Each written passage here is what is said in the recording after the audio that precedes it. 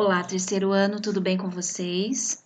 Hoje, na nossa aula de português, vocês irão acompanhar a leitura do conto Chapeuzinho Vermelho, dos irmãos Grimm, e em seguida vocês irão responder algumas questões lá na nossa folha de atividade. Chapeuzinho Vermelho, Irmãos Grimm. Era uma vez, numa pequena cidade, às margens da floresta, uma menina de olhos negros e louros cabelos cacheados, tão graciosa quanto valiosa. Um dia, com um retalho de tecido vermelho, sua mãe costurou para ela uma curta capa com capuz.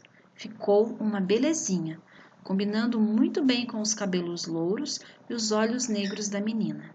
Daquele dia em diante, a menina não quis mais saber de vestir outra roupa, senão aquela, e com o tempo, os moradores da vila passaram a chamá-la de Chapeuzinho Vermelho.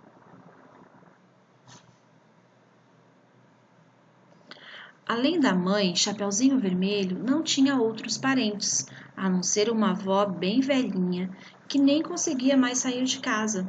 Morava numa casinha no interior da mata. De vez em quando ia lá visitá-la com sua mãe e sempre levavam alguns mantimentos.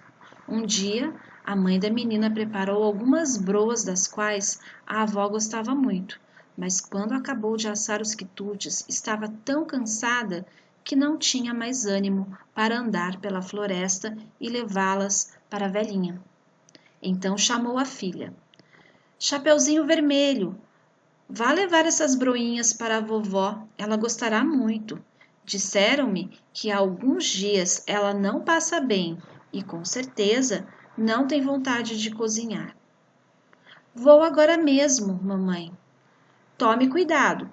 Não pare para conversar com ninguém e vá direitinho sem desviar do caminho certo. Há muitos perigos na floresta. Tomarei cuidado, mamãe, não se preocupe. A mãe arrumou as broas em um cesto e colocou também um pote de geleia e um tablete de manteiga. A vovó gostava de comer as broinhas com manteiga fresquinha e geleia. Chapeuzinho Vermelho pegou o cesto e foi embora. A mata era cerrada e escura. No meio das árvores somente se ouvia o chilrear de alguns pássaros e ao longe o ruído dos machados dos lenhadores. A menina ia por uma trilha quando, de repente, apareceu-lhe na frente um lobo enorme, de pelo escuro e olhos brilhantes. Olhando para aquela linda menina, o lobo pensou que ela devia ser macia e saborosa. Queria mesmo devorá-la num bocado só. Mas não teve coragem, temendo os cortadores de lenha, que poderiam ouvir os gritos da vítima. Por isso, decidiu usar de astúcia. Bom dia, linda menina, disse com voz doce. Bom dia, respondeu Chapeuzinho Vermelho. Qual é o seu nome? Chapeuzinho Vermelho. Um nome bem certinho para você. Mas diga-me, Chapeuzinho Vermelho, onde está indo assim tão só? Vou visitar minha avó, que só não está muito bem de saúde. Muito bem. E onde mora sua avó? Mais além, no interior da mata. Explique melhor, Chapeuzinho Vermelho.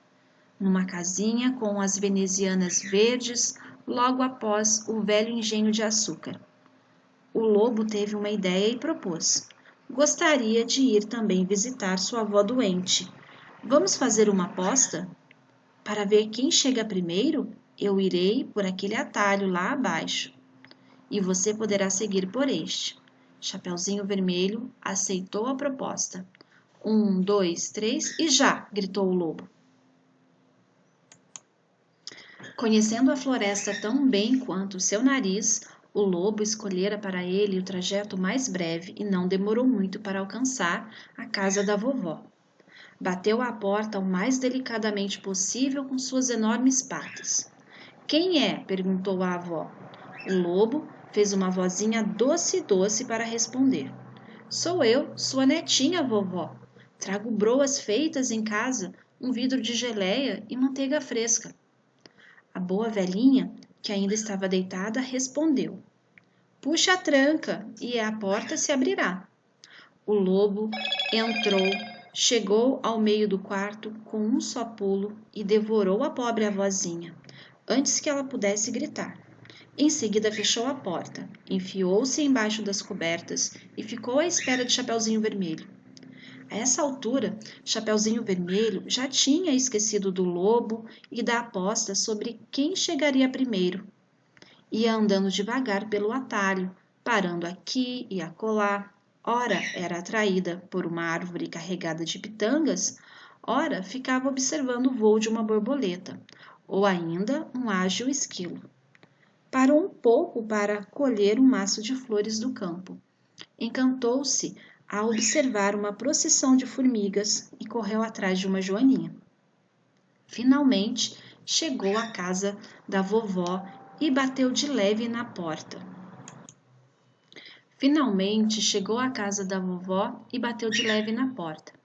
Quem está aí? Perguntou o lobo, esquecendo de disfarçar a voz. Chapeuzinho Vermelho se espantou um pouco com a voz rouca, mas pensou que fosse porque a vovó ainda estava gripada. É Chapeuzinho Vermelho, sua netinha. Estou trazendo broinhas, um pote de geleia e manteiga bem fresquinha. Mas aí o lobo se lembrou de afinar a voz cavernosa antes de responder. Puxe o trinco e a porta se abrirá. Chapeuzinho Vermelho puxou o trinco e abriu a porta. O lobo estava escondido, embaixo das cobertas, só deixando aparecer a touca que a vovó usava para dormir. Coloque as broinhas, a geleia e a manteiga no guarda-comida, minha querida netinha, e vem aqui, até minha cama. Tenho muito frio e você me ajudará a me aquecer um pouquinho. Chapeuzinho Vermelho obedeceu e se enfiou embaixo das cobertas, mas estranhou o aspecto da avó. Antes de tudo, estava muito peluda. Seria efeito da doença? E foi reparando. Ô vovozinha, que braços longos você tem! São para abraçá-la melhor, minha querida menina. Ô vovozinha, que olhos grandes você tem! São para enxergar também no escuro, minha netinha. Ô vovozinha, que orelhas compridas você tem! São para ouvir tudo, queridinha. Ô vovozinha, que boca enorme você tem! É para engolir você melhor. Assim dizendo, o lobo mau deu um pulo e, num movimento só, comeu a pobre Chapeuzinho Vermelho. Agora estou realmente satisfeito, resmungou o lobo. Estou até com vontade de tirar uma soneca, antes de retomar meu caminho.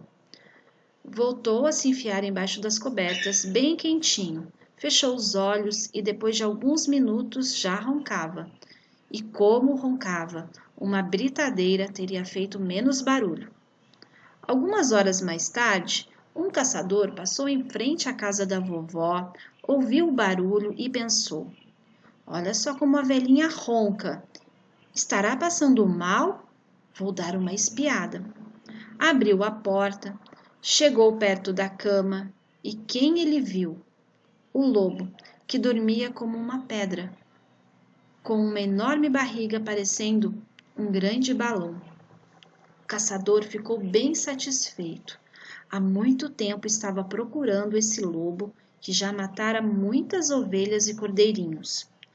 Afinal, você está aqui, velho malandro. Sua carreira terminou. Já vai ver.